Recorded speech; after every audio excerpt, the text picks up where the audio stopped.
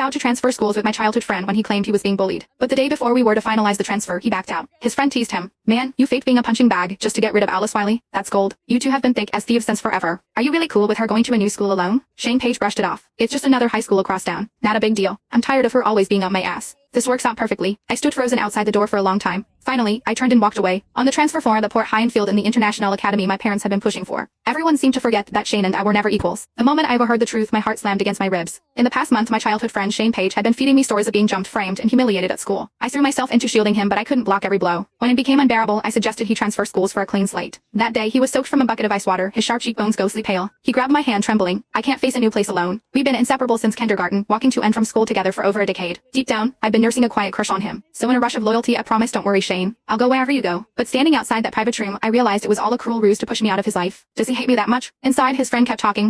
She's crazy about you. What if she falls for someone else out there? Her? Shane scoffed as if the idea was absurd. She is so loyal she'd take a beating for me, and not even flinch. You think she'd ever stop loving me? His friend muttered, I don't know, but she doesn't seem like someone you mess with. No chance, Shane said lazily. Our school is full of rich kids, but has she ever given any of them a second glance? His tone dripped with disdain as he continued, she's always up my ass. It's annoying. The room burst into laughter, sharp and mocking. I wanted to run, but my feet felt rooted to the floor, forcing me to endure the humiliation. One guy clicked his tongue. First time I've seen someone push away a girl who was crazy about them. Respect, bro. But if you're sick of her, why not just tell her? She doesn't seem like the type to pester you. Shane frowned. She is too intense. Being straight with her wouldn't be that easy. He paused and dropped the real bombshell. Besides, Esther gets all torn up whenever she sees Alice. She only feels okay when I'm there to hold her hand. I'm doing this for Esther's sake. Alice will just have to deal with it for a bit. It clicked like a puzzle snapping together. Shane started faking the bullying just a week after Esther Howell was transferred to our school. You sly brat, a new girl shows up and you're already whipped, someone chuckled. But Esther has got that fragile, damsel minus distress vibe. Guys eat that up. Unlike her, Alice is sharp and always has that icy glare that keeps everyone at arm's length. No matter how gorgeous she is, that's a tough sell. The others piled on, tearing me apart like sharks on a feeding frenzy. Shane didn't stop them or defend me. He even nodded along, agreeing with their jabs. My heart sank into a dark, throbbing abyss. For a fleeting moment, I wanted to knock down that door and demand answers. Why did he lie? Did he feel even a flicker of guilt watching me get hurt for him? Did our years of friendship mean nothing? But my mom's words echoed in my mind. Don't waste energy on pointless battles. People don't turn rotten overnight. In the end, I turned and walked away. The pain crept in slowly. I could have shrugged off a friend's betrayal, but Shane had crossed that line, blurring the boundaries between friendship and something more. That made the cut deeper. The day we agreed to transfer, he dragged me to a bar to celebrate our escape. The dim neon lights cast a hazy glow, and I couldn't tear my eyes off the guy I'd loved in secret for years. My heart raced, wild and untamed. When he leaned in to kiss me, I didn't pull away. Years of bottle-up feelings surged, overwhelming me like a tidal wave. Unable to hold back, I asked Shane, what are we now? He dropped a tender kiss on my forehead. What else, silly? The bar exploded with cheers, mirroring the spark in my heart. But just 2 days later, his words shattered that fragile hope. I laughed through my tears, the sound bitter. It looked like that flirty, vague answer was just another trick to shove me aside and make way for Esther. The wind chimes in my bedroom clinked, the breeze drying my tears bit by bit. My broken heart began to mend. Shane was wrong about us from the very beginning.